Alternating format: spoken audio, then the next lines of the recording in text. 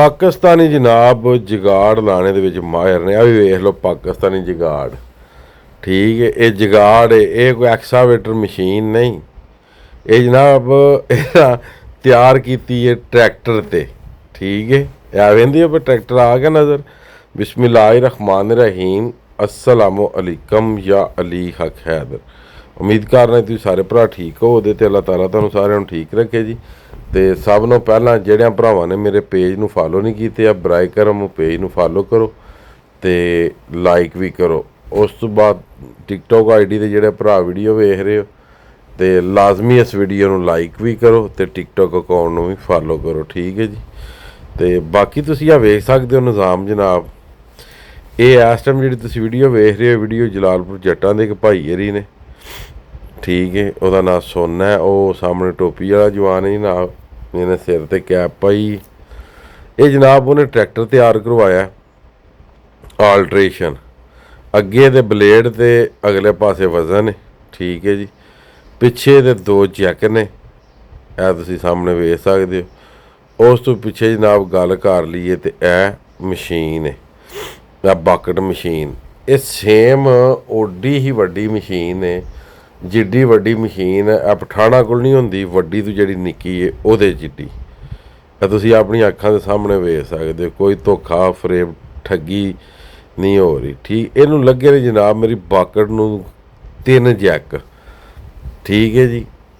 2 उत्ते एक थल्ले ते 2 जैक नूं वो लगे ने कि जिन्हों ये पुआंदी है मशीन, बकेट नूं अगां पिछां करदी है, लैफ्ट राइट कर दी। 2 जैक हो लगे ने विच जनाब, ठीक हो गया। उस तो बाद जी ट्रैक्टर की सीट है, पता मुड़ा होगा मूँह करके बैठे, ये भी फिर जाती है। पिछे नूं कंट्रोल करने वाला सारा सिस्टम है बकेट के पिछले पासे लगे है।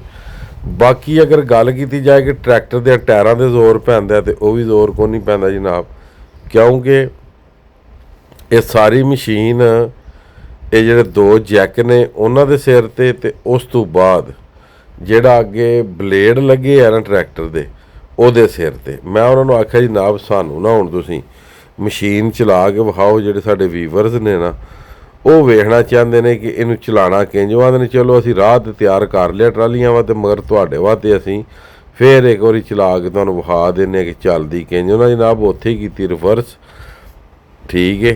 तो ऐ पिछों निकले जैक, ये लग गए थल्ले, ऐ सामने तुहाडे अगों ने ब्लेड लाया सड़क ते, पिछले जैकां नाल पिछले टायर चुकते ने, अगले ब्लेड दे नाल अगले टायर चुकते ने। ट्रैक्टर ते कोई वजन नहीं, ट्रैक्टर बिल्कुल आज़ाद है।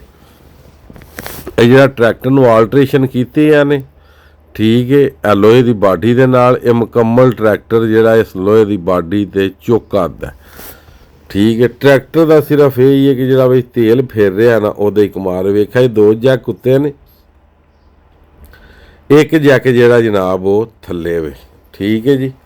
उस तो बाद 2 जैक जिहड़े ने वो इस मशीन दे विच ने, पिछले पासे जिहड़ी इहनूं लैफ्ट राइट कर दी है, जिहड़ा परां टोर रहा ये भी जैक टोर रहा, वो सामने विच लगे, ठीक है जी। 2 जैक ये लगे ने, यह उरियों जैक ज़्यादा निकलिया, परला जैक अंदर टुर गया। हुण उरला जैक अंदर आउंदा जाएगा, परला बाहर निकलदा जाएगा तो मशीन उरा आ जाए। बाकी आ साइड ते एक डब्बा लग्या दा ते पता नहीं, तो अगे जो डब्बा लगे है यदा तो मैं पता है कि वजन। तो बाकी टायर वेख लो दोवे पिछले चुके जे, ए सामने तुहाडे अगले भी दोवे चुके है जी, ठीक है जी। ए सामने अपनी अखां दे वेख सकदे, ए दोवे टायर चुके हैं, ठीक है। अगले टायरों का वजन ब्लेड देवे, ए लोहे की एक पट्टी जी आई है, ये नाल ही सारा कंट्रोल जी। ए वेंदे हो ब्लेड नूं भी उहदे नाल ही कंट्रोल कीते ने, ते ए पिछले सिस्टम नूं भी वो नहीं कंट्रोल किए ताकि टायरों के कोई प्रैशर ना बने।